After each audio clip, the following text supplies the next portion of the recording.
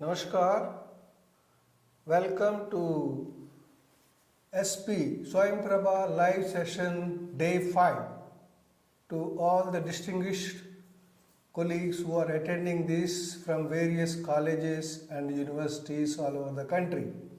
As you are aware that this is the 8th batch of NEP-PDP training on NEP 2020 for the 15 lakh teachers. IGNOU has started few months back. I think in this process we have already completed 7 batches and your batch is 8th batch. I think this is started on 5th December. This will be concluded on the 13th December. And as you said, as you are aware that SP live sessions are every day. For the first 6 days SP live sessions are organized. I think last 4 sessions you must have attended and got the benefit of that. And today is the 5th session. Today the 5th day and 5th session of SP Live. Today we have a very important topic for discussion, and that is NEP 2020 and vocational education. I think you must have seen the NEP document, you must have seen the video programs available on Swayam platform, and you must have seen the last 4 days SP live sessions, and you yourself must be interacting with various other colleagues about the NEP 2020, which is focusing apart from the various themes like multidisciplinary education, interdisciplinary, and then multiple entry, multiple exit, digital support to the students, and even a credit transfer and academic bank of credit. Along with that, there are important issues that vocational education and skills. I think that's where the challenge lies. I think you can interact with any higher education expert involved in the NEP 2020. They will talk about how to integrate the program, how to transform your program, normal programs which we are conducting for all these years into multidisciplinary and with the help of skill-based. Actually, unless I am aware of it, unless I have a basic idea how to incorporate the skill or vocational education in my curriculum, it's not an easy task. Okay, there are established disciplines, it is easy, like sociology and then anthropology, economics, political science. You know how to integrate, how to link together. But when it comes to the vocational component and vocational skills and the skill-based other areas, unless you aware it, what are the things we are going to incorporate and how to do that is a challenge. I think that will be the focus for this today's session. I think we very selected this particular topic after really brainstorming among my own colleagues who are organizing this program. For this, we have a very important speaker, my colleague, Professor Ashok Gaba, who is a specialist apart from various other specializations. At the moment he is concentrating and focusing on the vocational education and skill components, and he is in touch with various other agencies involved in the vocational education in this country, particularly the higher education level. So he is the right person to take up the session. We requested him. Let me introduce Professor Ashok Gaba for all of you, benefit of all of yours, and he is the professor of vocational education in the School of Vocational Studies and Training, Vocational Education and Training at Indira Gandhi National Open University. He was the former director of the school. Twice he headed the school, and of course at the moment he is a professor in the school but actively involved in various activities of the school. I think quite a few programs are developed, whether starting from the certificate, diploma level, related to education, even a BA vocational education. Now at the moment they are involved in the MSc programs related to information security, MSc, MA in entrepreneurship, which is again the skill is figuring it. So that's why, so naturally his expertise is very important, which is relevant to each one of you. I hope we requested him to take. I think Professor Ashok Gaba, apart from vocational education, and his core area is the open and distance learning research. I think he has extensively did a research in vocational and distance learning. very rigorous research and published quite a few articles and books in the area of ODL system on various aspects, particularly the focus of cost and economics point of view. So this is in brief. I am introducing, and then I request Professor Gaba to speak half an hour or 35 minutes of his presentation. Otherwise he has a long presentation, but naturally keeping this time and give time to you to interact with him, I am requesting to take a 30-35 minutes. I think friends, let me welcome you all for this SP Live session, and Professor Gaba will start. I request him to present his presentation. After that we will have interactive session. I think let me welcome him and start presentation. Let us wait for a few seconds to switch over to the presentation and the PowerPoint.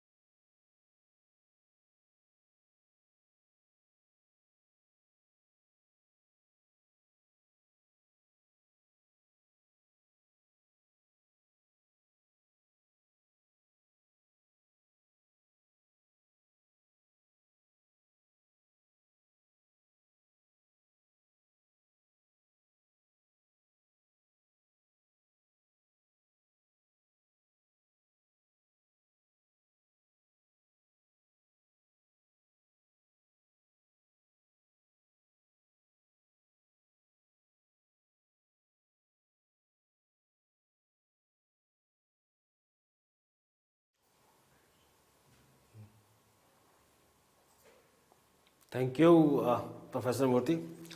I welcome all the my colleagues, those who are viewing this program across the country in different regions. As topic for my discussion is given New Education Policy 2020 and Vocational Education. So I will be sharing my experiences for three perspectives. First, our new education policy perspective, what is the requirement and what target fix for vocational education in this particular policy, and what is vocational pedagogy, how the academic role as a teacher role will be changing while implementation of new education policy at your respective institutions.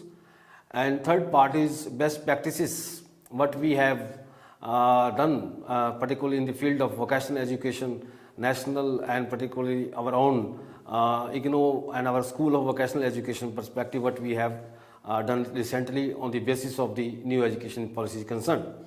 So if you see the target of our new vocational education policy is enrolled more than 50% students to vocational higher education by 2025. This is the target. If you see what we have at the moment, only 5% total workforce get vocational training. So it's require every stakeholder's active participation to achieve this target of 50% exposure students to vocational in higher education.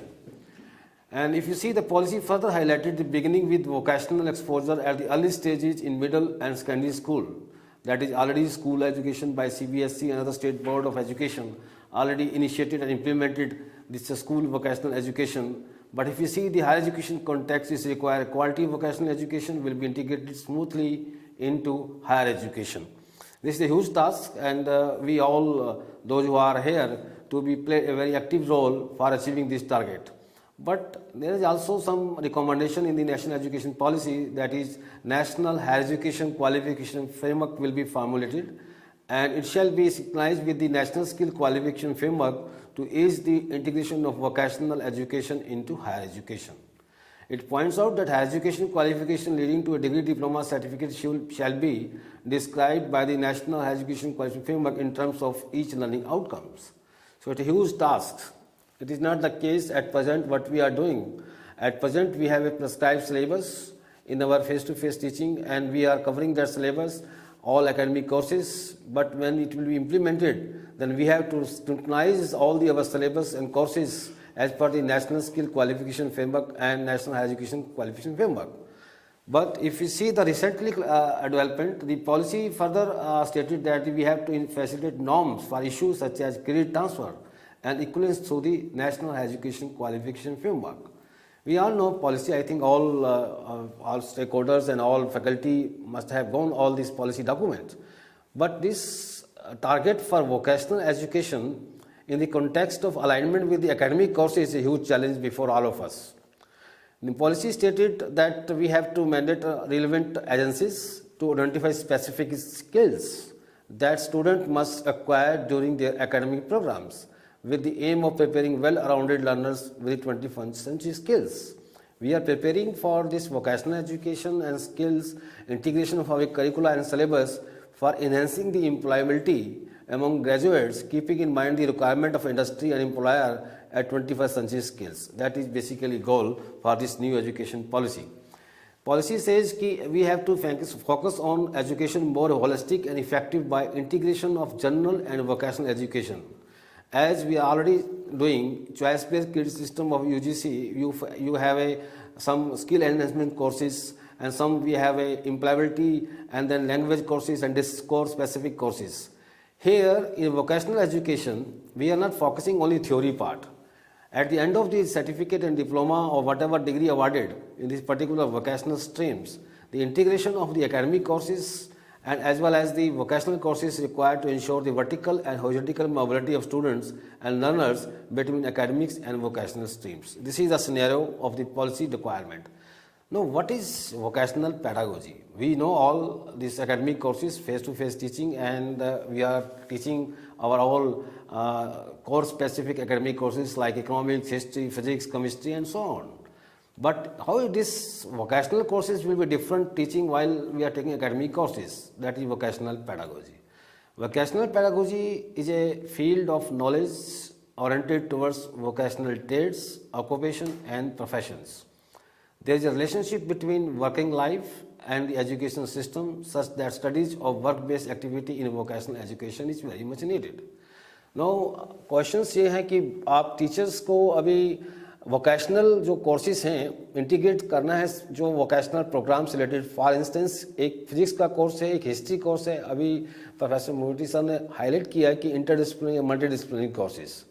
Know suppose एक course आप physics के साथ एक बच्चा choose करता है कि मुझे कारपेंटरी का कोर्स करना है. सेकंड और बच्चा कहता है कि मुझे अभी फैशन डिजाइन का कोर्स करना है. थर्ड कोर्स बच्चा कहता है मुझे इंफॉर्मेशन सिक्योरिटी या एंटरप्रेन्योर स्किल्स जो है गेन करनी है.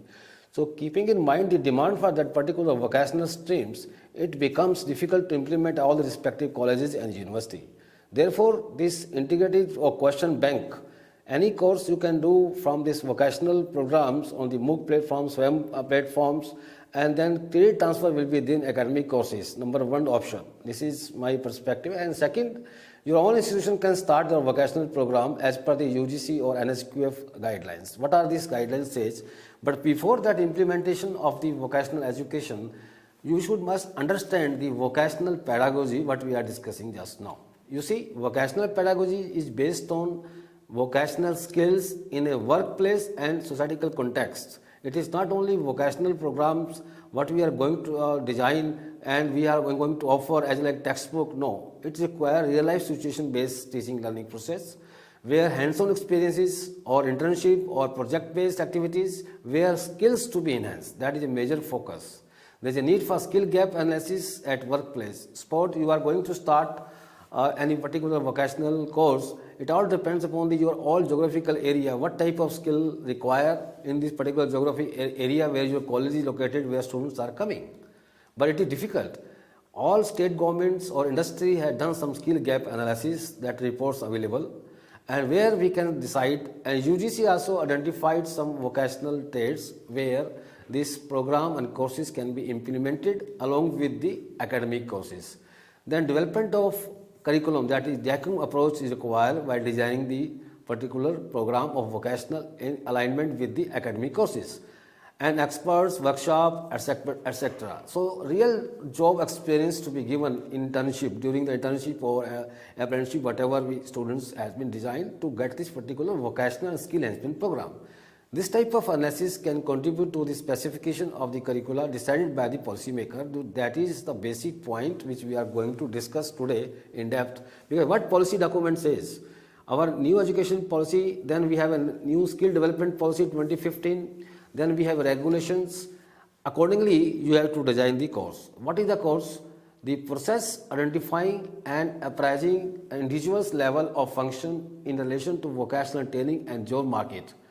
Industry says that we are not getting graduates as per the requirement of the skill they require at their respective enterprises and their own institution.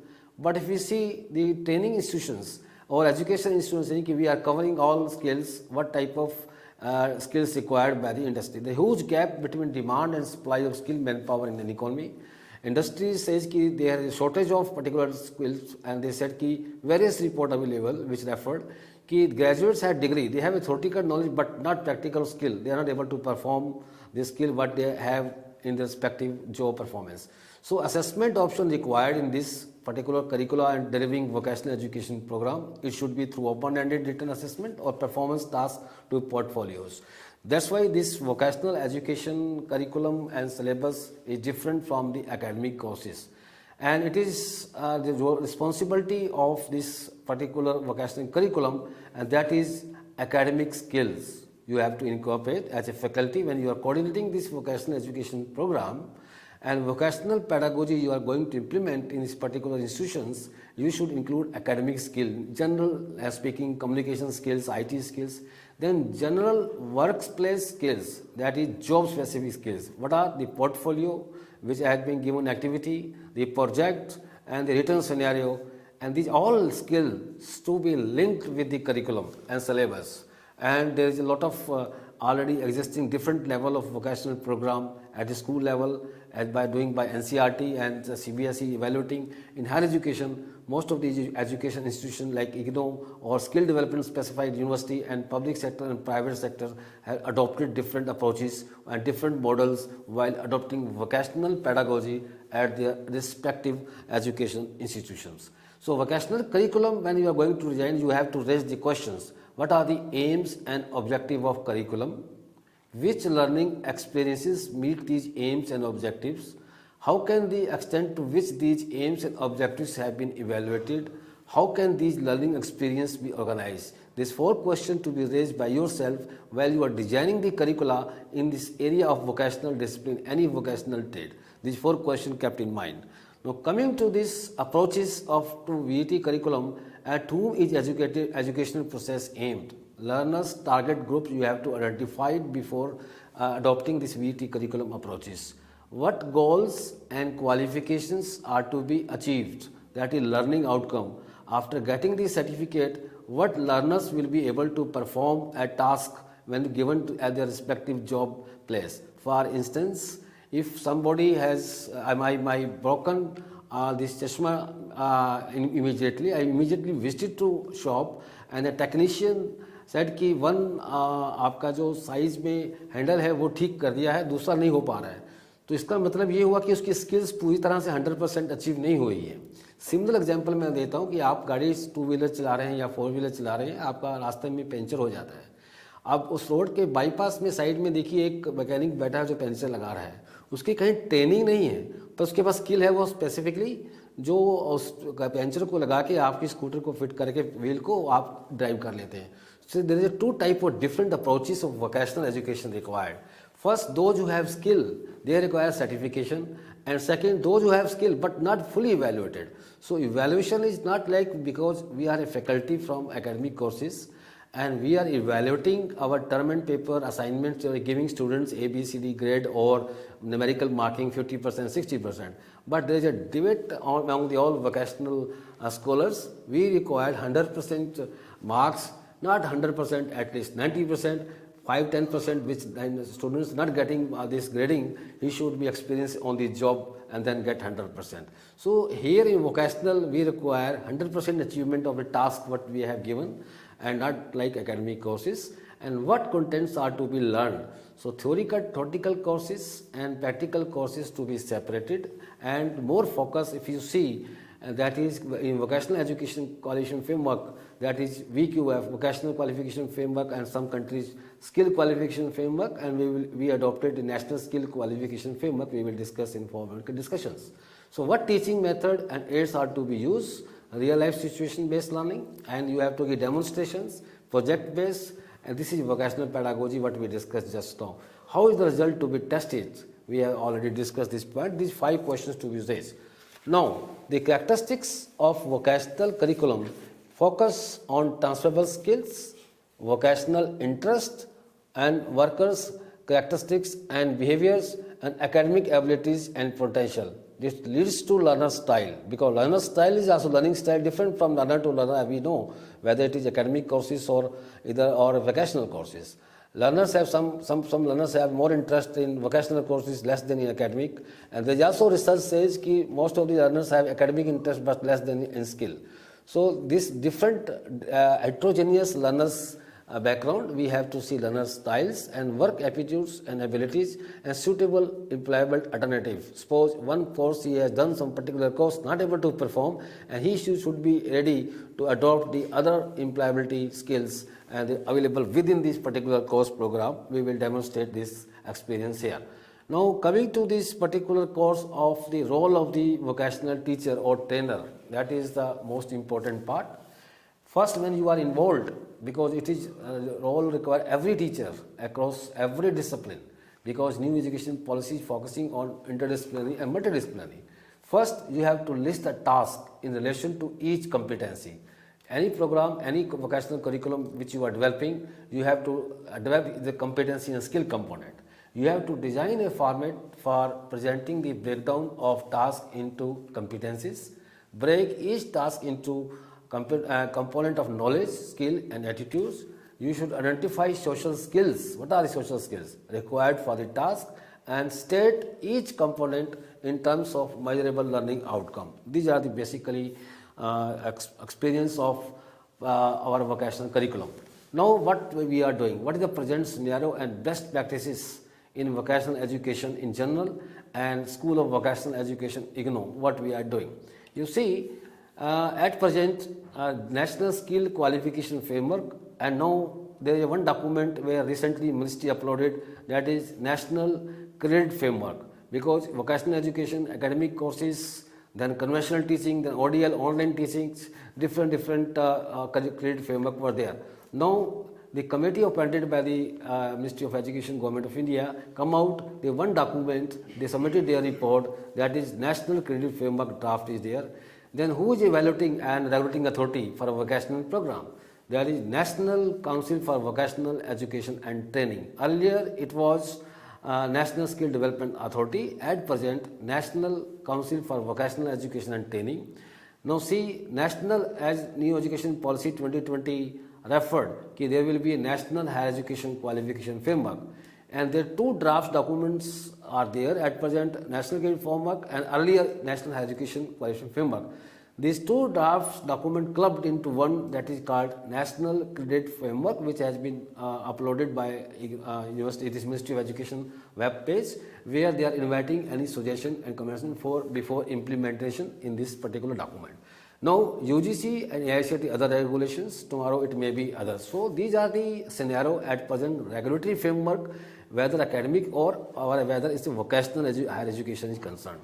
Under this framework, if we see what we have done, the functions of the NCVT is qualification approval and awarding bodies and assessment agency. What are the qualification? If you see National Qualification Framework document, there is a different level, 1, 2, 3 level and 4 level is being given to school education, and earlier it was 5, 6, 7, 8 to higher education, and 9, 10 is research degree and all that. But now National Credit Framework is there, and they have reduced this level. That what is that level we will discuss now, and qualification approval required by the NCVET. Then there is awarding bodies who will certify, who will assess. Sector Skill Council's role is there. What are the Sector Skill Council? This mechanism to understand, if you, for detail, you have to visit NCVT web page, or you have to see Ministry of Skill Development web page where detailed guidelines are there. But Sector Skill Council, at present we have 37 Sector Skill Councils, What is the role of this sector skill council is to create occupational standards and qualification bodies to develop competency framework, conduct train the trainer programs, conduct skill gap studies, and assess the certify the training on the curriculum aligned to national occupational standard, that is called NOS, and developed by them. Because each course, each task force, they have developed these skill sets. And for instance, one program plumber is there, or one program is entrepreneurship skills are there. If you have learned level 2 level, 3 level, so your job role will be defined by them. What you will do, supervisor or technical assistant. If you have achieved more than 4 and 5 level of the skill or vocational certification, you will be appointed as assistant manager particular vocational trade. So each NOS define one key function in a job role. Each NOS must be a coincide and readable document, usually consisting of no more than 5 years, 6 pages, or some of only 1 or 2. In their assessment form, NOS describe functions, standards of performance of knowledge and understanding. For instance, if you visit NCVET webpage, you see they have appointed nodal officer of each sector skill councils, agriculture sector, retail sector, banking and insurance, BSFI sectors, and so on, ICT sectors. So what is their role? They have to identify the NOS, National Occupation Standard, and your all syllabus and curricula will be aligned with this sector skill council's job role. Now coming to this particular role, what we are doing here, the government says कि government policy document, if you see the annual report or other various document, the 37 sector skill council, 34 sector skills particular job opportunity is concerned, 1 to 8.2 million people required. The mostly construction sector, 32 million people required in construction sector. So this report is developed by NCDC and available on Ministry of Skill Development and Entrepreneurship web page. You can download and see details which sectors required what type of job. Highest is 32 millions in construction sector and retail sector 10 million. But if you see the economy at present, Indian economy after COVID, our service sector contribution is increasing. So the skill require more in service sector and in comparison to manufacturing sector and hardcore skills. If you see electronics and ITES 6.9. If you see recently we have reviewed some skill gap analysis, various reports of the national and public sector and private sector and PwC reports and FICCI reports. Very interesting result they are giving. And they are giving service sector skills also required. For instance, furnitures and fitting, 5.3 million people require in India. They have given state-wise, they have given district-wise skill gap analysis. That reports available in all NCVT and Ministry of Skill Development documents. I have given references also in the bottom of these slides. So these are the requirement of 1.8 million people to be trained in these sectors. If 34 sectors report I am giving you, the highest top 6 sector I have highlighted here, where 1/3 million people to be required of this particular 1 to 8 million. Now 22 already being over. Now we have just 6 months. We have not achieved this 28 million people so far. It may be various reasons. One of the reason is there is a low perception. There is a low perception among the public, and parents want their kids to go technical, BTech or medical or other academic courses other than vocational courses. General perception is very poor. Response is very poor. Second reason is we have not linked the employability skills as per the need, because we are offering vocational programs. This is my perceptions, and that enhancement placement is that particular sector is also missing. The huge demand. They said degree certificate is there because industry should have to come forward to give this skill training. Knowledge is to be given, this is my point of view, knowledge is to be given academic education institutions, and skill to be given, training to be given by the industry, because they said they are not getting the skill manpower. Education institution doesn't have the skill labs and all the sectors or lab, but their labs are there. Particular education institutions, if they have particular labs of the or any training, vocational training infrastructure available, they can proceed. There is no harm. But if you want to achieve the target, it's require everybody participation, not only single institutions. Therefore, we cannot achieve this target of 128 million concerned, whatever ministry report are saying. Now, if you see the National Credit Framework document, their level now increased. Earlier, it was 4 point in higher education. Now it is 4.5. Degree level program. This is a draft document. It is not finalized, but I highlighted here for discussion because when you are going to start, I think hopefully it will be finalized this week. And any vocational curricula. So first year of your degree program will be certificate program if they have 40 credits, whether ODL system or conventional or online. So 40 credits if you complete 2 semesters of the degree you complete, you will be given certificate. And if you complete 4 semester or second year of your degree, it will be given diploma, and you see UG degree or PG degree. And after 3 years, when you complete, then degree will be awarded. After 4th year, 4-year degree, then a research and other vocational streams you can choose as per your UGC or NSQF draft or National Credit Framework draft. So these are the scenario at present, latest. Under this scenario, how to proceed further? That is a case, because every day policy document change and regulating guidelines change. It's require huge infrastructure for vocational, huge funding required. So challenge is before us, everybody, those who want to introduce vocational programs at their respective institutions. And because if you see private sectors and public sectors, vocational different models are being adopted. Some of the NGOs are offering this vocational program where they have a well-established industry, they trained and they place them and they give training them to other industry. So different models are there, but academic grassroots level courses is there. My perception is that we should offer service sector vocational and skill training programs that will, whether it is ODL or online, that will cost not only less cost but also placement perspective also we require to training in this sector. So these 3 component is required as per the 3 dimension of National Credit Framework, that is academic learning and skill based program and experimental learning, what document says. The 3 component what we explained here is required for this particular vocational training. And now coming to this particular 3 component, what we have done. For instance, various scheme of the Government of India are going on. Pradhan Mantri Kaushal Vikas Yojana and Pradhan Mantri Kaushal Kendra National Skill Development Corporation, which is the public private body which identify the body of national sector skill councils, and various project and various models they are giving and offering program with the help of the private partners. They are assessing the skill component and there are various roles which you can go for further detail their respective web pages. National Council for Vocational Education Training, just highlighted and that is approved, and 3 component assessing awarding bodies.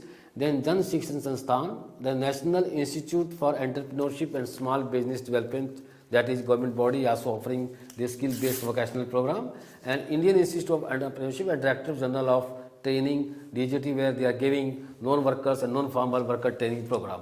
In this way we have designed this particular course, and we are coming to our own institution. What we are doing, if you see present, there is a need for integrated training courses with apprenticeship due to experimental growth. And second, we see the Pradhan Mantri Yojana where ITI's courses are being highlighted. But if what we are doing, our school of IGNO, what we are doing, you see, School of Vocational Education Training Program, we are offering program from certificate to PhD level. We have a certificate from program in communication IT school. Any students from any institutions can register with this particular program.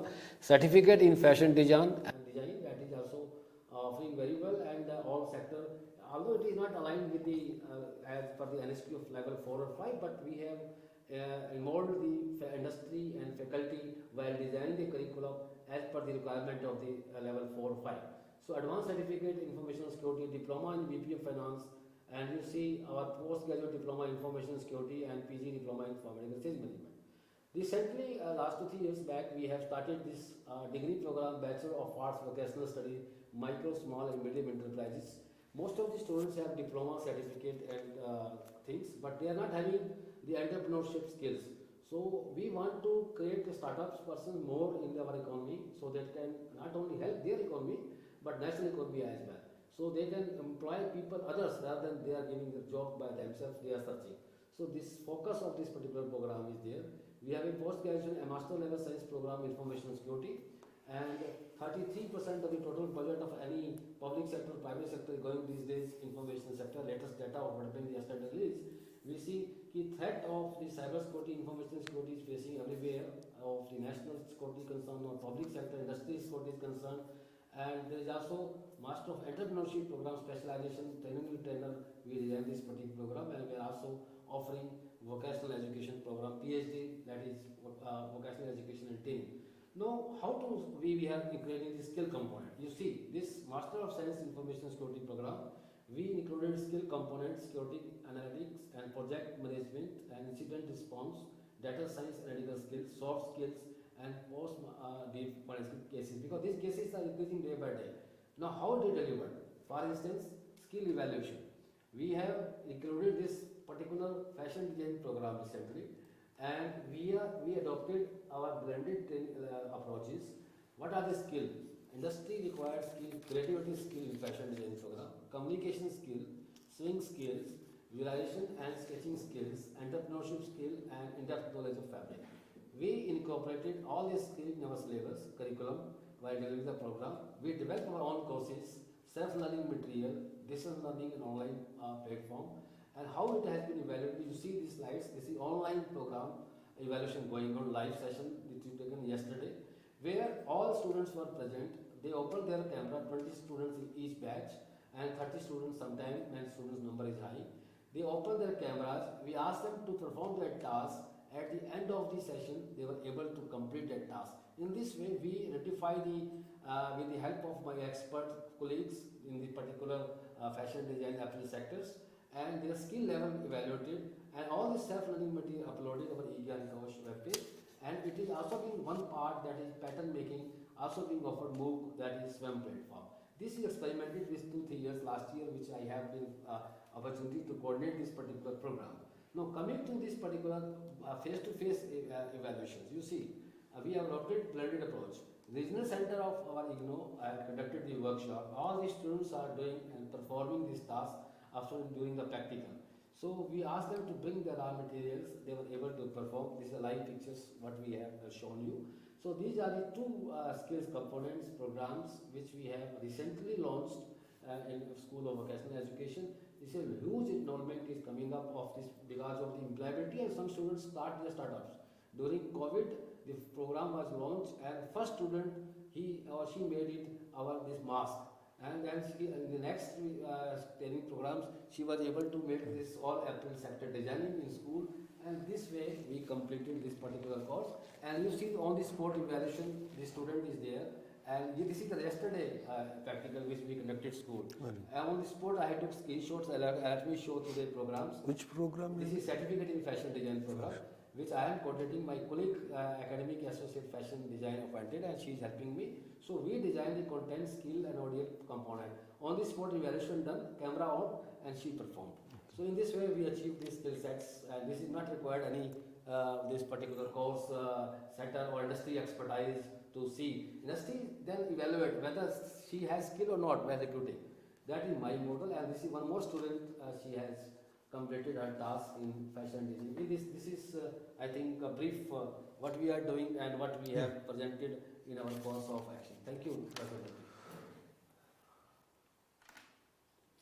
I think I invite any questions if. We have a few. We'll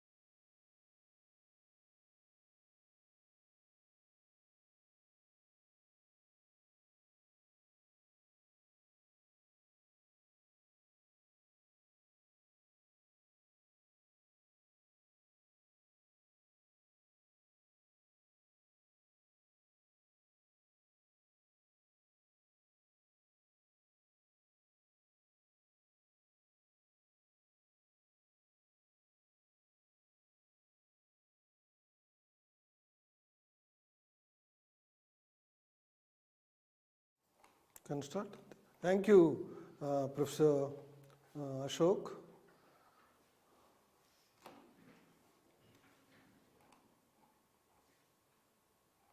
Thank you very much for presenting. I think you have presented your total presentation and 3-4 heads. Very nice. Started with NEP 2020 and actually the place of vocational education policy. What are the highlighting? I think you provided the basic statistics related to that. Then you entered into the vocational education pedagogy. That is very important thing. And then and what exactly the best practices with focus on the IGNO what we are doing it. I think you have displayed the quite a few online practicals, how you are conducting, face-to-face, how you are conducting. I think these are the important aspects. Any student or any faculty in a college or university में vocational courses को कैसा integrate करना है, तो ये समस्या है practicals कैसा करेंगे. तो प्रैक्टिकल्स के साथ तो इंडस्ट्री को टाइप करना है या किसी वर्कशॉप को टाइप करना है. These are the issues which you touched upon. I think we have one or two questions, important questions. I will what are the various types of vocational courses? Of course, you touched upon few things. I think you may add to that one. I think that's one question. Can the case study method be used in vocational training also? I think these are the two things, then we will move to the other. Yeah, I think if you see, there are a lot of vocational trade. In my slide presentation also I said कि vocational having more than 1,000 vocational trades. Yeah. There is a report available, skill gap analysis of district level or state level reports available and national level reports available. That skill gaps report says कि which sector more employability opportunities there. Which one slide I said. These reports are available on web page, Ministry of Skill Development web. Ministry of Skill Development and Entrepreneurship. that is important. So second, every state government also have a skill mission. They have the state skill. They have also their reports with them. And the point is कि if you see national skill development reports here, there one Ministry of Skill Development annual report says what I referred here 1.128 million people to be trained, Yeah. and 34 sectors. That is at higher education. Higher education. This is not higher education. This is total school education, higher education. Together. So when if you see the scenario, school education level 4 and 5, students has gone their particular vocational trade. But earlier they were facing vertical mobility to get this higher education registration admission in respective college and university. There was a problem. Yeah. But here any course, no, directly they can join. If they have prior learning of any course, or if they have interest, for instance, interdisciplinary new education policy says, multidisciplinary says, I took admission in BA in history or economics, and third subject I want to 4 credits. My interest is to see the particular fashion design or see this plumbing course. I can Or prepare the sewing. or beauty parlor course or jute production course. Farmers, I want this how to seeds my cultivation, food security. There are different courses available, and it is not only ki one platform available where you can get these courses. We have, I think most of these school of studies are offering skill-based program, although it is not aligned with the NSQ, but slowly and today No, most of the schools focus is on skill development. So they can see most of the courses available on our own MOOC platforms, and their student can, or our IGNO students online also, they can register with us. Their credit transfer will be their respective institutions there. Or you can start, those who are watching these programs, they can start one of the vocational courses as per the whatever skill gaps you ask the questions.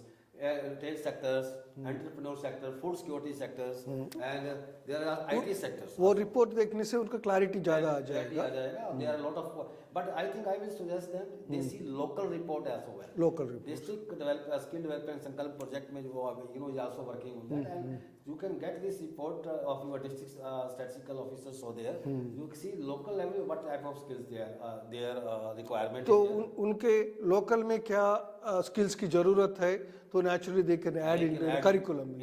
In addition to the state level demand of the skill, because vocational education, skill education mission is not to meet only skill development. We are creating skill manpower national level to meet the international global demand also. So that is why we have designed this particular fashion design experiment, and our university helped us to design innovative methodology to adopt. We took expertise and industry people and our academic expert, and we adopted ODL online approaches, and we developed and offer this program. Second question, I think you asked. Case study method teaching. Case study method teaching is one of the method, but in our DECM approach is being adopted in vocational. If you want to effective implementation of a quality product of vocational education program, why Germany and Korea, we give example in vocational programs, we should think globally but act locally. That is point. So in our approach, our learners are scattered and already facing problem to get employability. So first encourage them to have employability.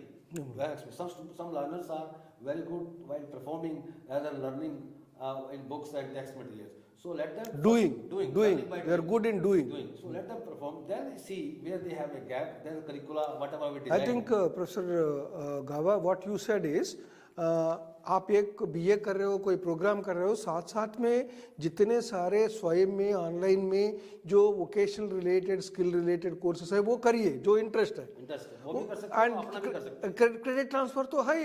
I think that is where the important rather than looking for a exclusive program in vocational. I think that is startup. Those who want to start up, and then slowly you develop your own programs, courses, because huge funding required, lab resources, infrastructure required. So there is a lot of debate among the world till to date. Yesterday I attended a meeting in London School of Economics where they are saying ki vocationalize to not to vocationalize in developing country. So there is a huge amount of money investment is needed. It is not only to just design the syllabus and offer the program. The developed countries are thinking whether to invest in vocational education. They are coming up with big projects. There is also perception earlier that vocational education cannot be offered through distance online mode. But I have demonstrated just. I think that is important. You said that how the skill can be imparted through distance, what we are doing, and face to face. You said, and the online also you said. I think that is skill evaluations also are done. How skill achieved by teaching through distance mode and online, because this is all everywhere, whether conventional, whether distance adopt to teaching vocational pedagogy. That is the case. And secondly, haptic devices are being developed. Where suppose plumber is there, you can't go in lab, and then you are cutting this particular technology. We have experience, our Honorable Vice Chancellor was with us, where we have seen 3, 4 years, 5 years back, where haptic devices to be developed by other institutions, how they are using in a vocational context. That is also I think that is another important thing. Maybe we can follow that thing. Another question is, what is the criteria for the skill qualification approval? Means that skill qualification framework, that's what I think. Clarity नहीं है सवाल में, लेकिन मैं समझता हूँ ये जो skill qualifications का approval process क्या है? That is maybe. Earlier, anybody can offer any vocational skill program, but now there is a government regulations, and since earlier there was no vocational education qualification framework there. If you see the history, 2009 onwards, we are having the school, and we did some research. We found national qualification framework. Ministry of Labour Employment and Ministry of Education were offering these vocational education programs. So there was then later it comes National Vocational Education Qualification Framework in 2012. 2013 onwards there is a single national skill qualification framework. Nobody can offer any skill vocational education program if that is not aligned with the national skill qualification framework. But now there was earlier National Skill Development Authority, they were regulating authority to give regulation, but in higher education, that's school education concern. That is the school. We comes under regulating of the UGC or AICT. So they have their body. You see their site of UGC, you can see their guidelines. Accordingly, you design the program. They have given the guidelines are already there. But now they come up national credit framework. We have to design the program as part, because they are single now. It is not UGC, AICT or NSDA, NSPT. Any program, any vocational skill programs that will be aligned with the national skill credit framework, what they are coming up now, which we are national NCF. What the heck, sir? So, but we can't wait. We are teachers. We want to design offer program. Let us redesign our courses to offer. When these guidelines will come, then we have to align with them. We have to align. That's why I thought I started the program. I think that's very information, right? Useful information to the colleagues. And then one question, I think, what is the division of labor? Please clarify. Division of labor. Because maybe in this context. yeah, in the context is economic term, but not in vocational education concern. Being a student of economics, I can explain here. Because if you see three sectors of economy: primary sector, secondary sector, and service sector.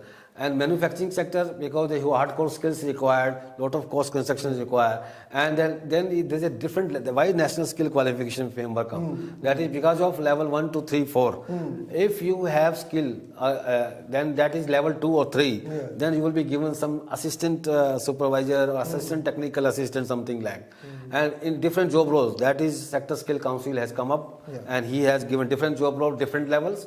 And level 4 and above, you will be intermediate manager, then deputy manager, then CEO of the company. I like so different levels have come up, different job roles. The division of labor is there. Their scale wages are there.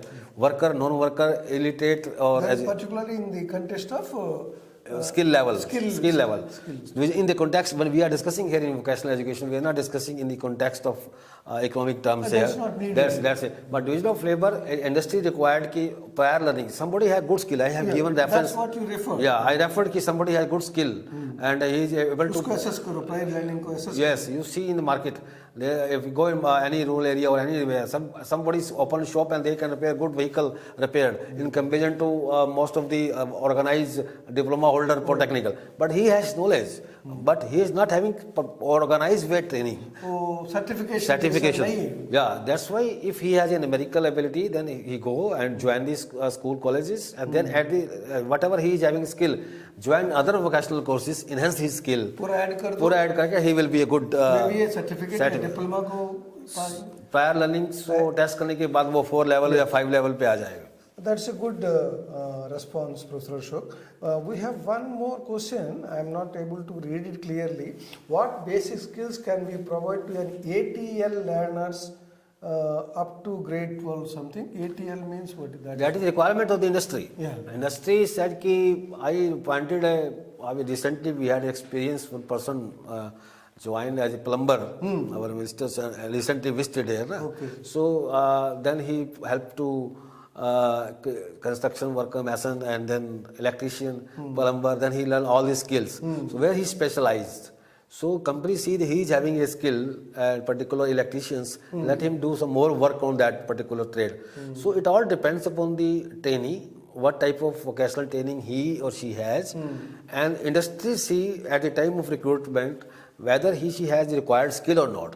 So it's a requirement of between the two, demand and supply of the. I think that's a basic skill can we provide to ATL workers, that's the question, grade 2, so that they meet the basic mandatory requirements to earn the internship.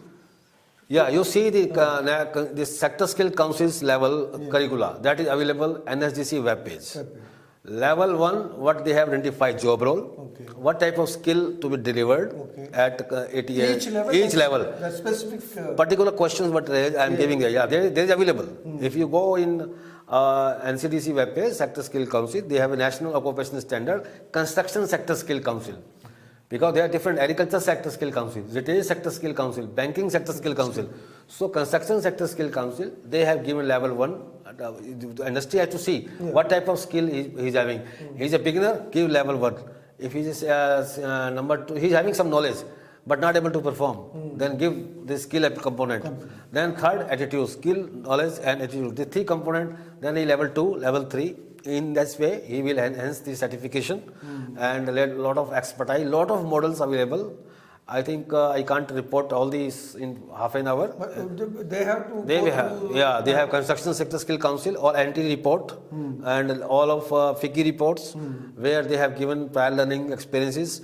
And there they said that every industry have a separate project skill development.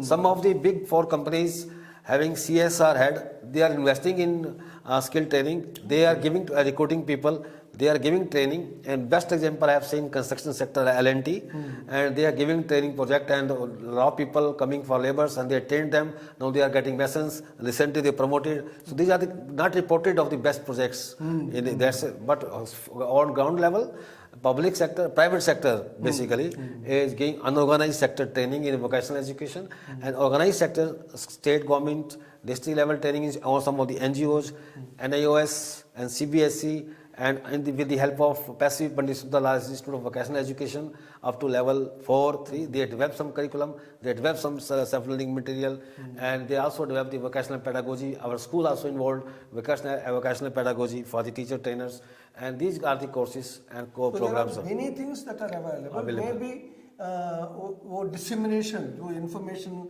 reaching the people are not there. Maybe as you rightly said that NSDC की जो website में जो जितना reports है, I think the colleagues who are interested अगर एक बार देखेंगे तो more clarity आ जाएगा. हमने अभी एग्जांपल दिया कि अभी most focus enhancing the employability is entrepreneurship. To get the job. अपना program में yeah, mostly graduation MA entrepreneurship है, graduation level पे हमारा है industry setup के लिए है. Where students have their own degree, different discipline, and they have skills also, but they are not having the entrepreneurship skill. They can start their own startups. Government also giving more major focus on this enhancing employability. I think maybe time is going to running out, so that I have one.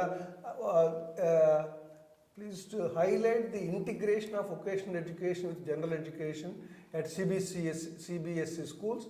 How credit-based assessment or other evaluation will be implemented for vocational education, or any of it? This is school level. School level. Let me brief, since I'm also a board member there. School council, they have involved the sector skill council people, and assessor is coming to, because they aligned the this particular CBSE level 4, NSQ level 4 and 3 courses.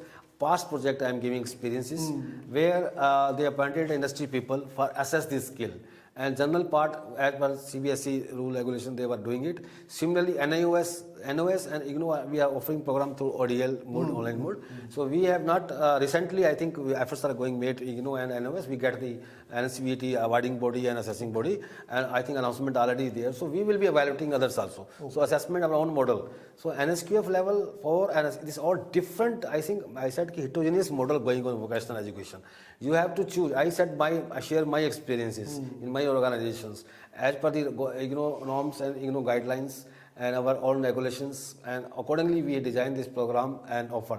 We involved, my suggestion will be, you have to involve industry while designing course curricula, or you can adopt as it is curricula as developed by NSDC. You see 34 sector skill council, 37 sector skill councils are there.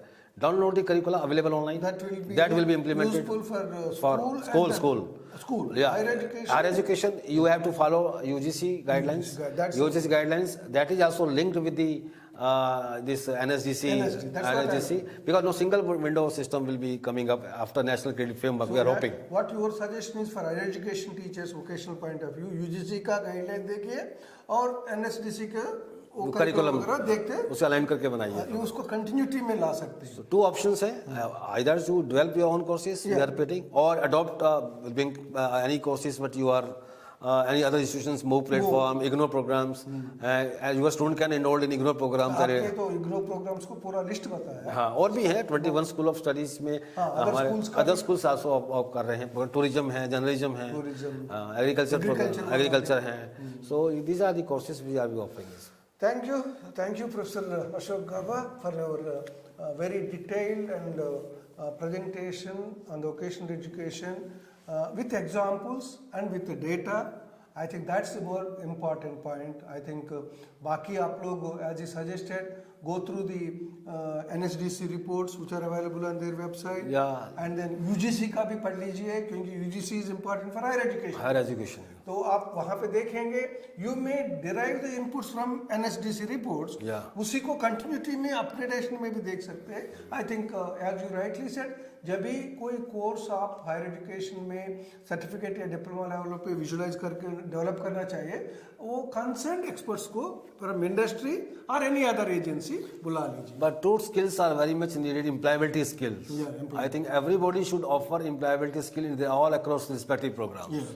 Entrepreneurship skill, IT skills and employability skill. The three skills to be incorporated immediately, not required, because courses available, most program available, IGNO study material available, e-Gyan course. As you have interacted with many colleagues in different institutions, Professor Ashok, they said अभी लोग कुछ लोग ऐसा भी feeling में है, sir vocational skill को हम ऑनलाइन में कैसा देंगे, डिस्टेंस में कैसा देंगे, but we are already practising.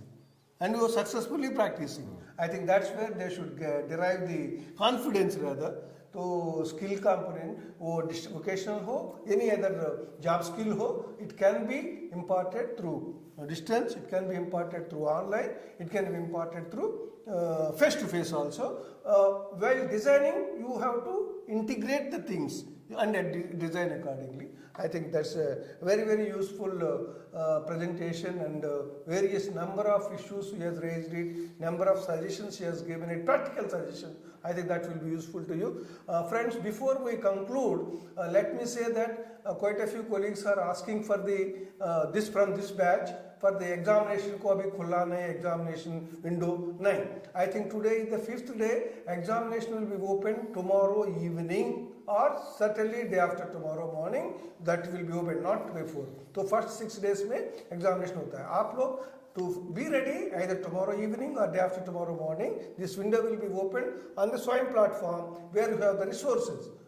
I hope before going through the appearing for the test exam, आप लोग वो material देख लीजिए SWAYAM platform में, videos देख लीजिए, and then of course these SP live sessions you are attending, and be ready. So don't be in a hurry for the examination. ये वाला अभी होगा. I think tomorrow also we have the last special SWAYAM Prabha live session for this batch. That is tomorrow, very important, not tomorrow, sorry, Monday, that is 12th December, we have very important institutional development plans which you are listening. Every institution is supposed to develop institutional plan under NEP-2020, and then we have very eminent expert who will be speaking, Professor K. Ramachandran, advisor NEPA and a former professor from NCRT, very well versed with the policy and policy frame and policy implementation. So don't miss that. This will be on Monday, 12th December from 3 to 4 p.m.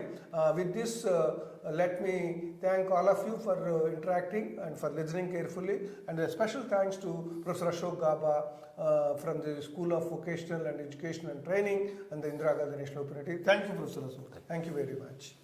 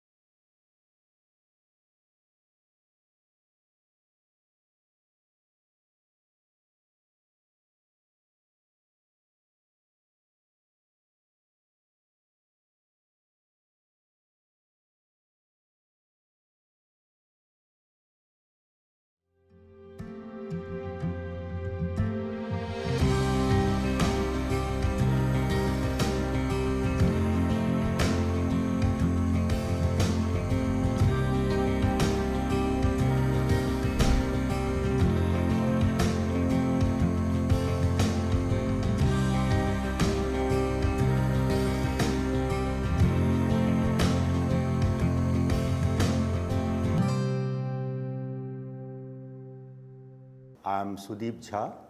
I'm here in the physics faculty of School of Sciences of Indira Gandhi National Open University. I'm in this system since last 30 plus years, and as you may be aware, IGNOU is a pioneer national open university in the field of open and distance learning. Now, why multidisciplinary higher education is needed? Now, the most important reason for making our undergraduate programs multidisciplinary is that job markets now don't require people who are specialized in a single area of study or discipline. They want people to have a multiple skills simultaneously when they come out as a graduate. Secondly, this straitjacketing and narrowing down our undergraduate programs quite early into arts, science and commerce, they say that let us break this barrier and give the option to students to pick up courses as per their interest from a basket of courses which will consist of courses from arts, humanities, social sciences and commerce. So that liberty can be given, and this multidisciplinarity actually, as Professor Pandey said, that now the emerging knowledge is being created at the interface of two or more disciplines. Pure disciplines research is of course there, but the societal demand is such that two or more disciplines have to work together to solve the emerging problems of the society. And the outcome of such interaction, interdisciplinary and multidisciplinary higher education, in the past is the evolving disciplines like women studies, gender and development, energy studies. For example, being a person from science background, I can say that energy studies is evolving into a new area where people from background of mathematics, chemistry, physics, engineering, they all come together, sit together and identify a problem, and they all come with their own skill sets and knowledge base. So that kind of an interaction has given rise to new disciplines like energy studies, public policy, Asian studies, Canadian studies, etc. So the whole idea is that the higher education should be essentially aimed toward solving the problems of the society rather than just for the sake of acquiring knowledge in itself. So with this objective in mind, the NEP puts a very high priority to multidisciplinary higher education. Now the point here is, as a teacher you will know that okay, that's fine, I do agree, I accept the arguments in favor of making our higher education multidisciplinary. Then next question will be, what will be the implication of making our higher education multidisciplinary? Now there are implications on various fronts. First is the institutional implication. As I mentioned, that institutional implications is that universities and colleges have to become multidisciplinary rather than unitary. What is the implication for a teacher? For a teacher, the implication is that you have to sit down in the committee, in a group of teachers comprising faculty from all disciplines, and then look at the curriculum of our undergraduate programs, how it can be made more multidisciplinary in the sense that how our students will have many options to pick up courses from any discipline he or she likes. Of course, the overall structure, it's not free for all. Overall structure will be there, which we expect any time very soon from UGC. But within that overall structure, the student will have freedom, and institutions should be in a position to provide that opportunity to students so that they can pick up courses of their choice. So that is the implication for a teacher. And third implication is for the policymakers and funding agencies, that how to streamline the funding for research so that colleges are also encouraged to take up projects and do meaningful research in their respective area as well as in the areas of interdisciplinary and multidisciplinary disciplines. And another important aspect of NEP 2020 is that they are saying that if someone is getting into undergraduate program for 4 years, then and for some reason, or good or bad, for some reason he or she wants to quit after completing, let's say, 1 year or 2 years. So will it not be prudent to give them certification for the effort they have made during those 1 year, that is 2 semesters or 2 years? So that basic genesis has given rise to the idea of multiple entry and multiple exit in the new 4-year undergraduate program proposed in the NEP. So at the end of the lecture, I will touch upon this aspect also, what are its implications for a teacher, for institution and for students. Now, what are the different, once you think of an undergraduate program, so what are the components which NEP proposes should be a part of undergraduate program? I will again focus on the undergraduate program.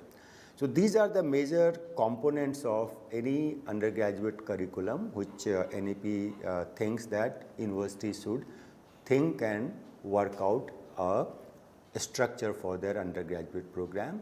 First is nature and type of courses. You can see that first is the traditional discipline-specific courses. Now, discipline-specific courses have been further categorized. I will come to that later. Another is the vocational and skill courses. On the right-hand column, you will see that whatever may be the credit. Creditization is another aspect of NEP, which was earlier available only with professional universities.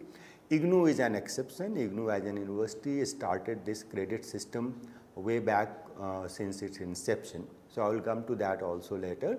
But whatever the total credit is for the entire undergraduate program, 50% of roughly, these are all rough estimates, but these numbers will give you an idea that what it takes to make your undergraduate program multidisciplinary and holistic. 50% weightage goes to our traditional discipline-specific courses. 16 credit worth of vocational and skill courses is a compulsory requirement for any undergraduate program.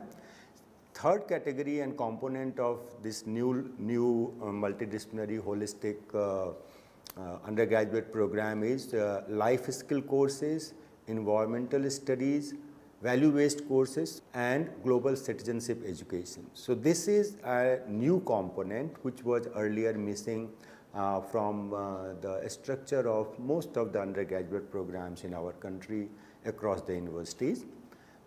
Fourth component is field projects, internship and apprenticeship that is aimed towards 2 objectives. One is that they want that undergraduates should get an experience and live in feel of the workplace that will come through internship and apprenticeship as well as with the society.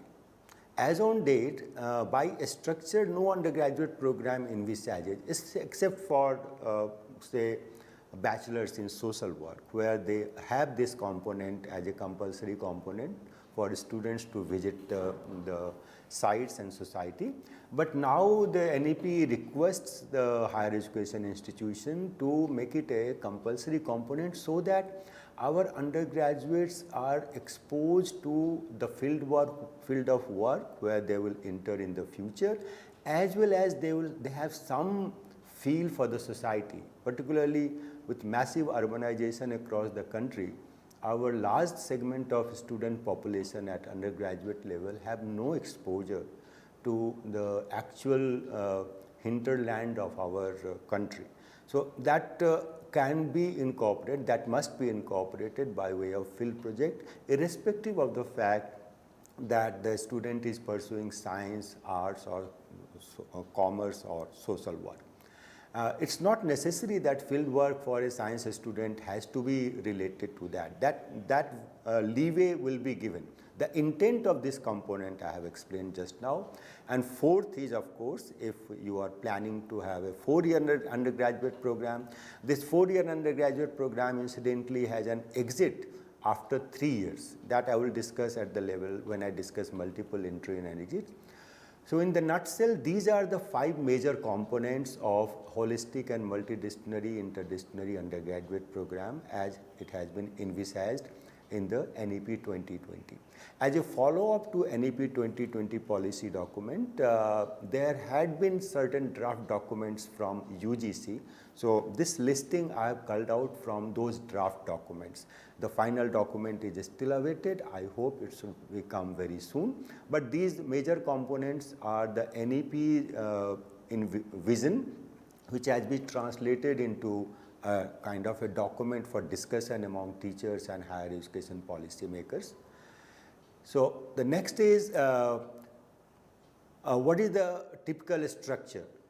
And now this slide is important because what they say that don't ask students to decide on what disciplines they want to study on the very first day of their admission, right? What they say that let first 3 semesters be an open house kind of a thing. Let students study courses from different disciplines and different areas, and let them have exposure to certain compulsory courses in humanities and social sciences and sciences, some basic courses on mathematical and computational thinking analysis, creative expressions, vocational education.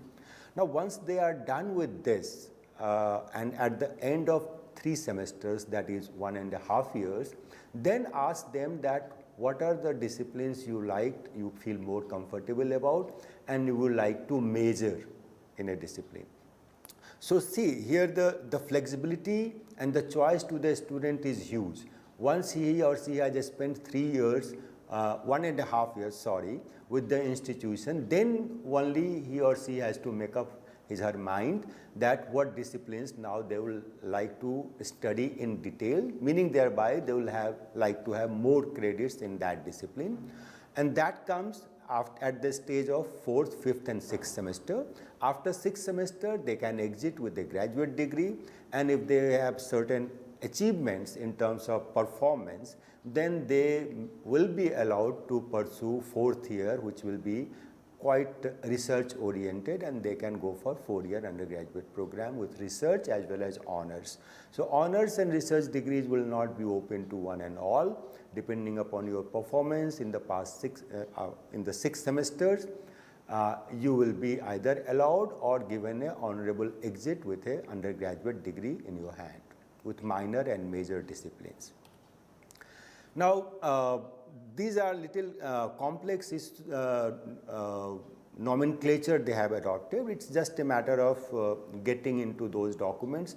I will refer to one document which is very good document, that is NEP 2020. It has come from UGC. You can refer to that document. It's available on UGC site. Another equally important document in the light of restructuring the curricula of 4-year undergraduate program in the light of NEP 2020 is National Higher Education Qualification Framework. This is another document from UGC. So these 2 documents are quite important, and they give you some feel about the thinking which is going on to translate the vision of NEP 2020 into a real concrete structure of 4-year undergraduate program. UGC is working on it. These are draft documents. I think you must, and the final will not be diametrically different from what is there in the draft. So you can refer to these documents. This will give you some idea. They have categorized the discipline-specific courses into 4 categories: discipline major core, discipline major elective, and then the interdisciplinary major core, interdisciplinary major elective, and discipline minor courses. So for a discipline, suppose you are a teacher of history or physics, then your concern here is that you will have to think in terms of having some major courses as per the credit requirement and some minor courses from your discipline. And that will be for someone who is planning to study from 4th semester to 6th semesters and onwards your discipline. So that minimum number of credits, the courses are to be designed for getting into the 4-year undergraduate program structure. Now, IGNOU as an institution had these ideas way back, and our bachelor's degree program, and since IGNOU is a national open university and large number of state open universities have come after IGNOU came into being and it started its bachelor's degree program, the very name you will see that IGNOU did not start with BA, BCom, BSc. IGNOU started with bachelor's degree program. So the name itself indicates that we were conscious of the fact that students should be given more liberty, and apart from giving them basket of courses from various disciplines, two other important components of our bachelor's degree program was some foundation courses. Foundation courses essentially mean that compulsory courses, and in that category languages, foundation course in humanities and social sciences and science and technology. These were mandatory of all the three streams, whether they are going to pursue BA or BCom or BSc. So that notion of having some as it is envisaged in first 3 semesters in the previous slide I was discussing, IGNOU had this in the form of foundation courses. And third, regarding employability and skill training, we had this application oriented courses, which was also compulsory. One has to take at least certain credits, whether he or she is pursuing BA, BCom or BSc, from a basket of application oriented courses. And these application oriented courses were coming from different schools. See, the IGNOU was in a advantageous position because as on date we have around 21 schools of studies in the same campus, but even when we started we had around 11-12 schools of studies on the campus. So these basket of courses in application oriented courses as well as development of foundation courses, it was not the outcome of a single school. Foundation courses were developed with the interaction and coming together of teachers from different schools. Similarly, application oriented courses, it was a basket in which different schools gave courses, and they were open and available to all students of BA, BCom and BSc. So the very name gives you an idea that this whole idea of giving choices and giving multidisciplinary undergraduate program to students in a limited way, because there's life skills and field internship, those were not the compulsory components in our earlier BDP program, but it was definitely one step closer to what has been envisioned in our NEP-2020. Now, what was this again bachelor's degree program? The unique feature was that this was the first undergraduate program offered by a university which was credit based. Credit system, as you may be aware, in our country was essentially the domain of technical universities, primarily IITs and professional IIMs maybe, but IITs definitely yes. And in the university system, this credit system was first introduced by IGNOU way back in 1990. Now, with the coming of NEP, the entire undergraduate program across the university are credit based. In fact, this credit concept has come into university system of normal undergraduate program a few years back in 2014-15, when this choice-based credit system came into being, and undergraduate programs were designed accordingly. But in case of IGNOU, it was from day one our undergraduate program, and for that matter all our programs were credit-based. And in terms of giving choices to students, it was compulsory that a student has to study minimum 2 disciplines, and there was no bar as such, but they can study up to 4 disciplines. In terms of making our undergraduate holistic, we incorporated foundation courses, as I mentioned in the previous slide.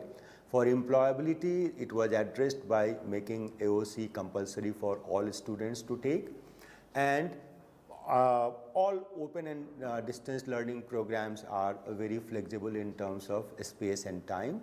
And formative assessment. Assessment is another important component. I think you will recall from Professor Pandey's graph, which says that understanding is very poor, but the pass percentage is high, and that constitutes almost 50% of our undergraduates. So that's a cause of concern on which teachers have to ponder that how to make assessment a true certification of the competence of the learner. So in that regard, making formative assessment an integral component of assessment was also initiated by IGNOU from its inception in undergraduate and all other programs offered by the university. Now CBCS, it came 2014. That was another major restructuring of undergraduate program. But it is just a comparative thing. Now that NEP is going to give us a new curricular structure for undergraduate program, there is no need of going into the details. CBCS is not going to last for very long unless we have, by the time this 4-year undergraduate program is in place. But speaking from IGNOU's point of view, we found that CBCS was quite restrictive compared to our earlier BDP program in terms of choice of courses, and then BA, BCom, BSc were treated differently. For BSc, CBCS expects that you have to study 3 disciplines. For BA, it was only 2 disciplines. Then generic courses is a little ambiguous. There is no clarity what kind of, what is intended to be achieved by generic courses.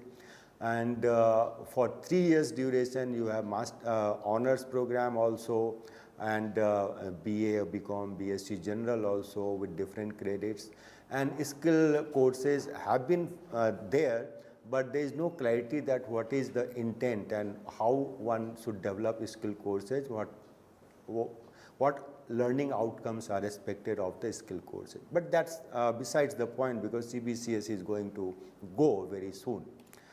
Now, if you map the courses, then you say that you will find that our IGNOU's program, first 3 components were already there in one form or the other, but the last 2 components were not there, and therein lies the challenge for open and distance learning. All institutions, whether it is dual mode institution or exclusive open and distance learning institution, incorporating last 2 components of 4-year undergraduate program as envisaged in NEP is going to be a challenge.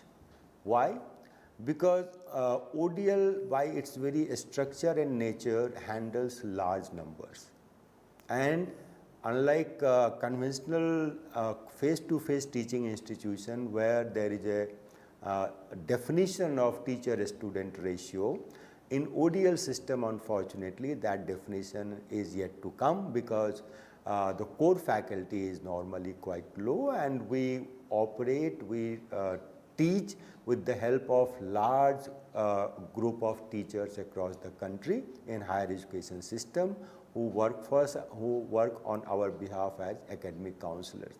So the challenge is to incorporate these 2 4th and 5th component in the undergraduate program through ODL as per the NEP 2020. So these are the issues I will highlight for ODL institutions when they look for implementing the vision of NEP 2020 to make their programs multidisciplinary and interdisciplinary. First is, of course, is a matter of details that can be handled. That's not a problem. The problem will be, for example, the enrollment in IGNOU undergraduate program, annual enrollment in IGNOU is roughly 12 lakhs. So out of those 12 lakhs, roughly 60 to 70% students are enrolled in our undergraduate programs. So for such a large number, how to organize field projects, internship and apprenticeship is going to be a challenge. ODL institution teachers have to ponder on this fact. And then next challenging thing is that with such a small core faculty, how are you going to go for a 4th year in bachelor's degree where you need to have a substantial component of research, which needs a very close interaction between a student and a teacher to make it a meaningful research project or research training. Next challenge for ODL institutions is that what kind of collaboration they have to strike with different skill and vocational centers, because their students are quite widespread and the students are not coming to the campus where you can have vocational and skill training centers. So you have to work out some kind of a collaborative arrangement with industry and other agencies which are expert in giving skill and vocational training to give that component of undergraduate program to your students. Now, these are maybe this may become restrictive issues when you go to your main mandate of reaching the unreached, because if you are catering to people in the remote areas, then all these facilities of internship, apprenticeship and research and vocational and skill training, so it will be restrictive for people who live in remote areas. So that will be a slight deviation from the basic objective of ODL institution, where they intend to reach the unreached. And of course, last but not the least is that when you are handling such large numbers, large quantities, then what methodologies you will adopt as an institution to maintain the quality, particularly when it comes to incorporating these new components of undergraduate programs. So these are the issues I think which ODL institutions and policymakers in ODL institutions have to think of seriously, so that their undergraduate program is no way inferior and it is at par with the best of the higher education institution in conventional face-to-face mode. So now coming to the next issue, which is multiple entry and exit. In that context, I will again refer to a document from UGC. It's available on UGC website. You can refer to it. It is called National Higher Education Qualification Framework. Of late, there had been a concern at the policy level that we have to benchmark our different higher education programs, whether it is in the area of vocational training or in the area of skill training. And the culmination of all this has come into the form of a document, which is, of course, in UGC website you will find that it is a draft document, but it's a good document and the final document would not be very much different. So you can refer to this. Now NEP says, I mentioned in passing, that the time a student puts in with you as undergraduate, whether it is 1 year, which is 2 semesters, or 2 years, which is 4 semesters, so should not, and for one reason or the other he or she wants to discontinue and leave, then it is necessary that it is desirable that we give them some certification. So this is about exiting system. The NEP has says that after 1 year of study in chosen discipline, you give the person a certificate, and the courses he or she has completed in the first 2 semesters, that is 1 year, has to be at the level of 5 in this NHEQF document. They have labeled different courses, and every level, if a course is to be pitched at, let's say, level 5, then they have listed in very great detail that what should be the learning outcome for this course, what should be the assessment methodology and things like that. So after 1 year, that level 5 courses, if they have completed, including certain component of vocational and professional areas, then only you can give them a certificate after 1 year. And this certificate will enable the learner for 2 things. One is that he or she can come back to you after a lapse of, let's say, 1 or 2 years, then he or she will straightway join second year. And second is that he or she can go to any other university also and tell them that I have done this certificate, so give me admission to the second year of your undergraduate program. So that will be the freedom to students with this scheme when it is implemented in our higher education system. Same holds true for after completion of 2 years, he or she will be given diploma, and the courses have to be in tune with what is expected in this document at level 6 courses. And after completion of 3 years, the student will get a bachelor's degree, and the levels have to be commensurate with the level 7 courses of this document, National Higher Education Qualification Framework. And 4 years bachelor's will have 2 streams, and they both are to have level 8 courses. One can go towards course based honors degree, and another can go towards research-based 4-year degree. So all these both the streams in the 4th year, one will lead to honors degree, another will lead to a bachelor's degree with research. And all the courses in the 4th year has to be at the level 8 of this document I am referring to. So now this multiple entry exit essentially recognizes the fact that effort a student has made must be awarded, that is one. Second is that if he or she comes back to the higher education institution, then his or her prior learning and certification is given due recognition, so that he or she can complete his undergraduate program in the least possible time.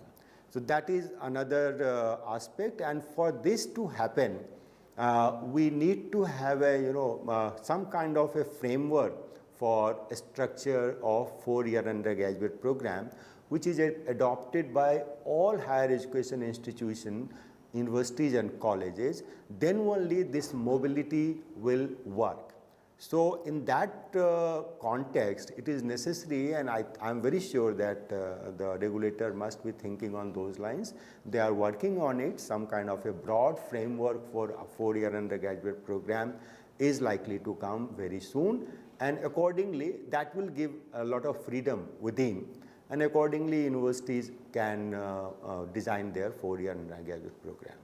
So I think with that I have given you some idea that how this holistic and multidisciplinary and interdisciplinary undergraduate program can be implemented, executed by thinking on these issues which I have highlighted in today's lecture. Thank you.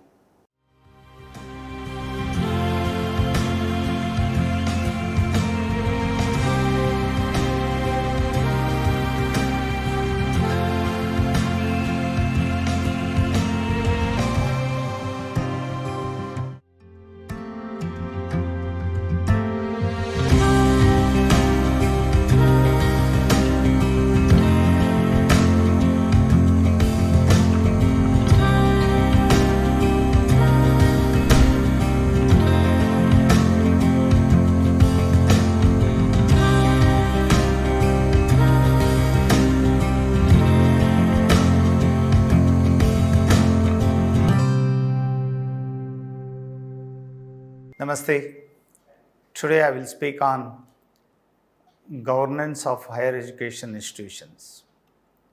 We all know NEP-2020 talks about holistic development of educational institutions. How holistic development of educational institutions will happen? It depends upon the quality of teachers, the quality of infrastructure, the quality of leaders, the quality of academic as well as administrative leadership, and the environment. The quality of textbooks which are available, the quality of projects we are talking about, and at the same time how we are looking at education. Education, actually, it's so simple. It is a human making process. How to make a man a perfect human being. How an educated person should work with the development of the nation. How the development of a nation is connected with education. How education and its peripherals like textbooks, teachers, classroom deliberations, the quality of students, the quality of library, the quality of ICT which are available, the quality of sports infrastructure, yoga culture, music art, the science, the laboratories, how they are connected with the development. Yes, they are connected with the development because development is not only money, development is not only construction of building, construction of roads, construction of dams, or making something that we are very rich, we are affluent, we are good. Development of a nation is development of human being. Development of human being depends upon the development of education, the quality of education, the quality of teachers, the quality of textbooks which they are speaking about. Whether our textbooks are speaking about 60% of our population who are living even today in villages, the water bodies, the lakes, the pokers, the trees, the agriculture activities, the quality of farmers, their health, their food habits are all related to the development of the nation. The nation itself is identified with the people, identified with the students, identified with the healthy women folk. How a state, how a nation is caring old age people, how a nation is caring about transgenders, the old age people, how are being treated by a nation, how transgenders are playing an important role in the development of a nation. The leadership, academic leadership as well as administrative leadership has to talk about the untouched domains of the educational system. Education is not making money. Education is not making only technology. Education is not making only furnitures or buildings. Education is making all. Education is distribution of food, equal food system to everybody, distribution of education to everybody, distribution of health care to everybody. Who is uncared, untouched, has to come into the fold of education. It's only possible from a great academic leadership. How we can build an educational institution? It's very easy. We can build educational institution with the help of our own heart. Then only head, then only the knowledge, then only it will come the rules of principles of administration. As Gandhiji once said, a leader should be supported by his own heart, supported by the ethos of his own society, the values of his own country. How the Indian values, Indian ethos are always kindful towards the have-nots.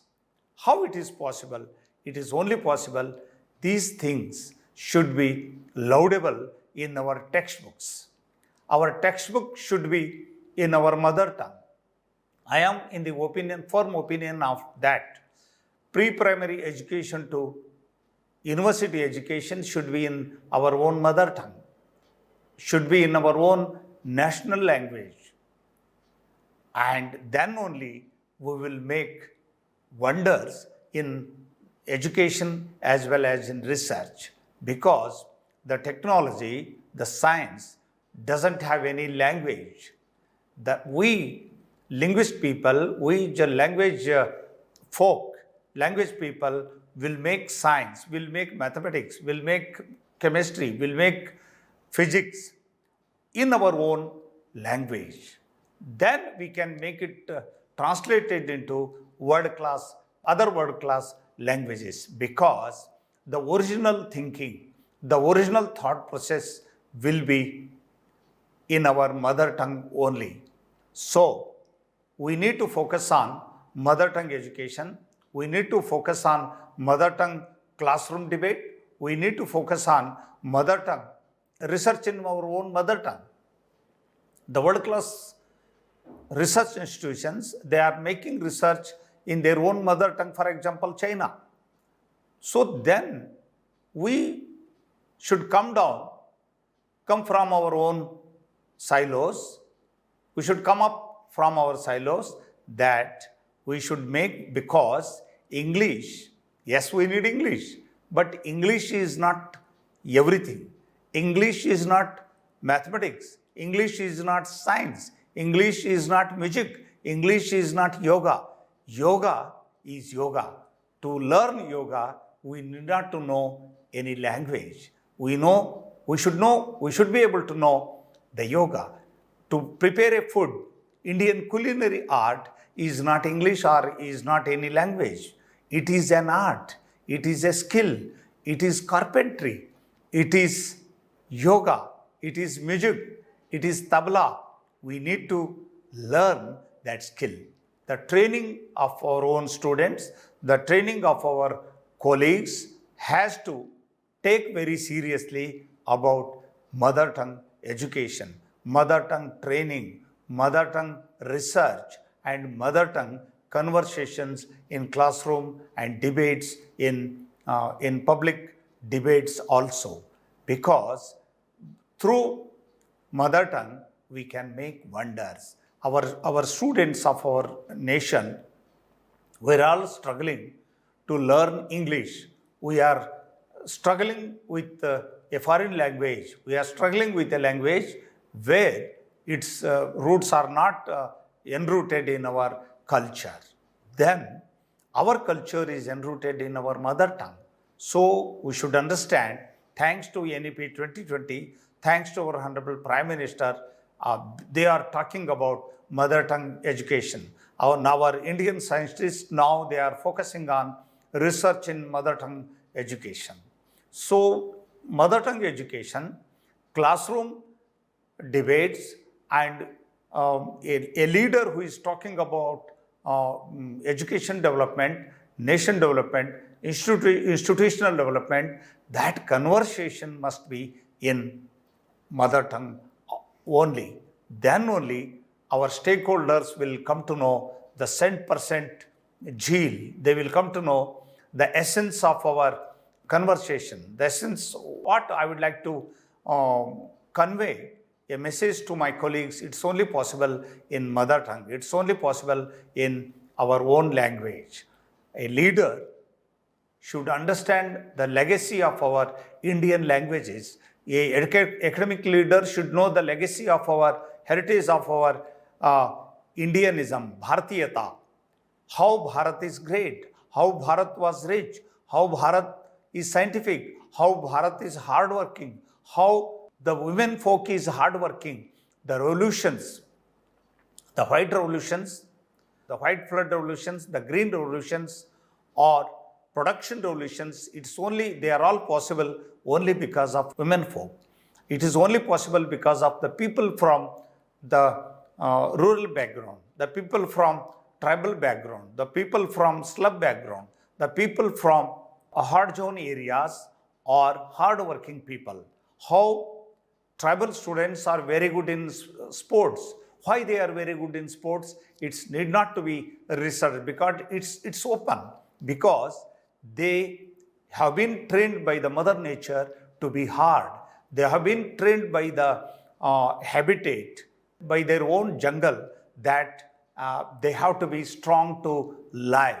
Now education, now the nation should utilize the DNA of tribes to make a sports university in the country, dedicated sports university in the country, so that we should be able to give a message to the world.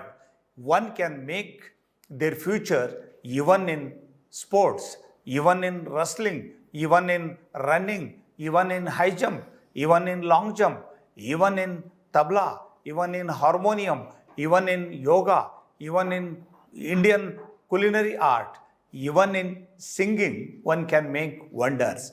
Yes, we need to know technology, we need to know medicine, we need to know nanotechnology.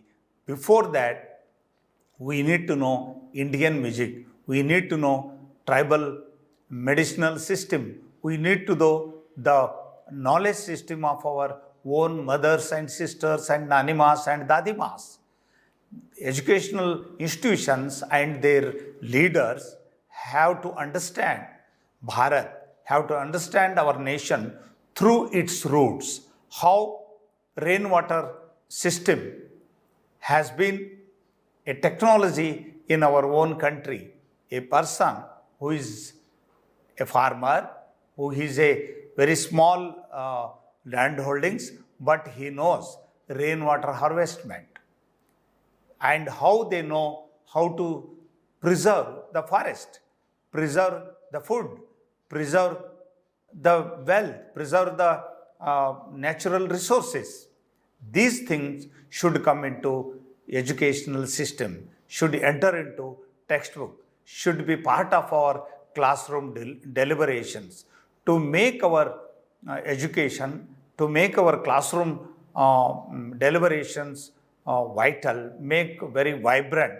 It's only possible if we teachers should be are ready to learn more skills, more education, more subjects and more dimensions of education, because language is most important. Indian languages are most important languages, but at the same time we should be able to make a bridge between Indian languages. How translation plays an important role to make a bridge between these languages. And I would like to assure you all, even the great administrators of the best institutions of the nation, that industry is going to grow a big industry, bigger than any industry now. So how we are ready to make the students, how we are ready to make our human resource to take up this job opportunities. We have to think about the World Economic Forum, which is talking about new skills of the world. Within 10 years, how new skills are coming. After 20 years, how new skills are coming and jobs are vanishing. By end of another 20 years, World Economic Forum, according to its survey, says that 9 crore jobs are vanishing. In their place, machines will be available to serve the humankind. Now our education leaders should think how we can make a future out of this crisis. Crisis always create futures. Crisis always create opportunities. We educators, we leaders have to be ready to train ourselves. At the same time, we have to be ready to train our own teachers, to train our teachers in modern technology, to train our teachers in modern skills, to train our teachers in new domains where opportunities are endless. Opportunities are seamless. It's only possible if the vision of a academic leader are very clear. If he is visionary, if he can see the future, how it is changing, how technology is going to change, how textbooks are going to change, how the psychology of parents, how the society is going to be changed, how the psychology of the society is going to change, what are the necessaries, what are the demands of our industries, and how their demands will be changing within 5 years, how they are going to change in 10 years, and how the academia, how our textbook, how our research are preparing themselves. It is the lookout of a academic administrator. Academic administrators, we should be always ready to learn. We should be ready to learn the success stories of our neighborhood, the success stories of our habitat. Examples should not be given from foreign countries. Examples should not be taken from American countries. We should be able to produce success stories out of our neighborhood, out of our villages, how a villager has made wonders by growing tomato, by growing mangoes, Alfonso, how lime grower made pickle industry. These small interventions of the society will have a great impact on the students as well as teachers. So we teachers, we administrators should be able to always vigilant towards our habitat skills and neighborhood success stories. So we need to train ourselves in our mother tongue. We need to train our mindset to be always ready to learn, ready to open, ready to accept the hardcore truths of the future, the needs of the industry, the needs of the society, how society is going to change, how internet is making business. Only through internet, transport companies, how they are making business. Only with the help of internet, how other companies, business companies are making shelter to people.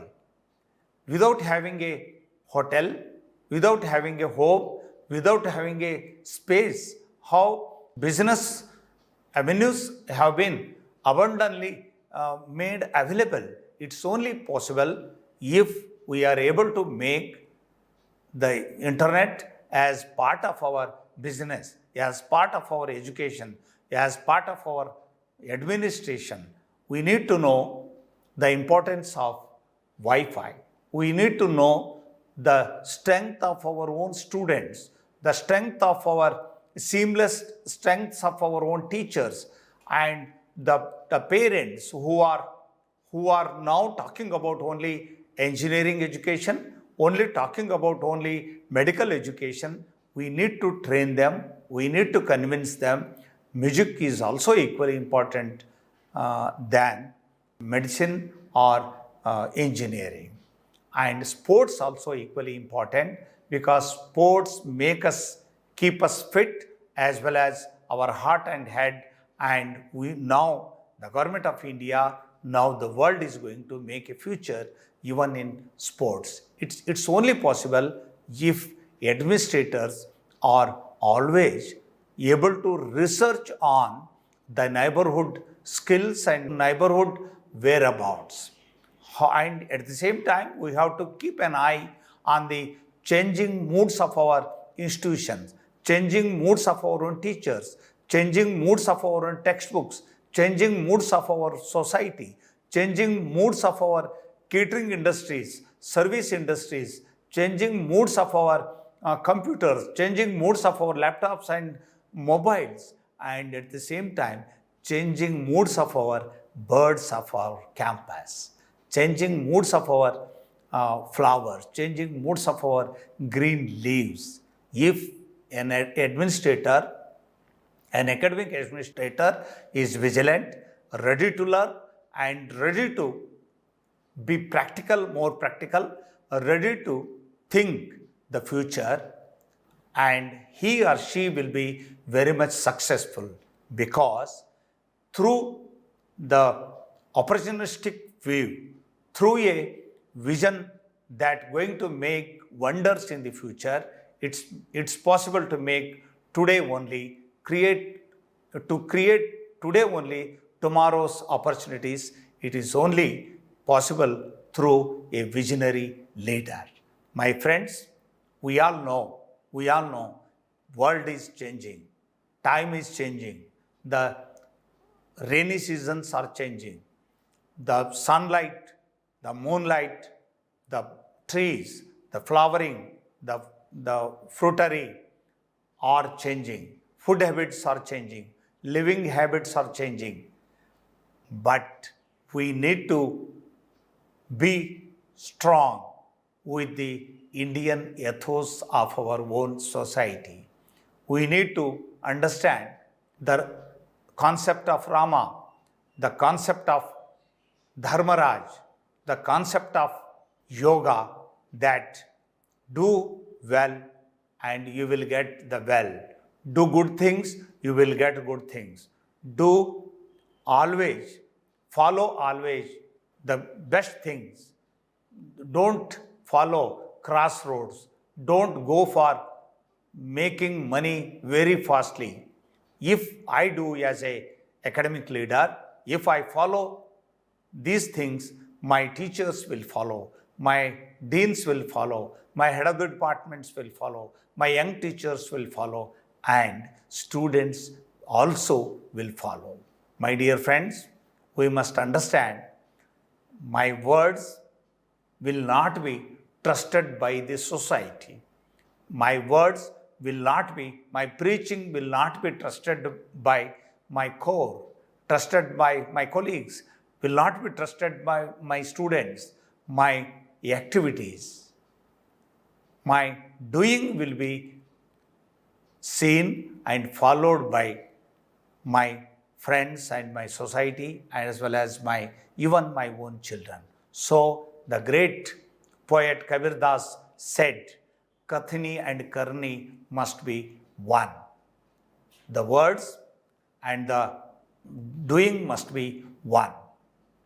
My friends, let us believe the philosophy of India.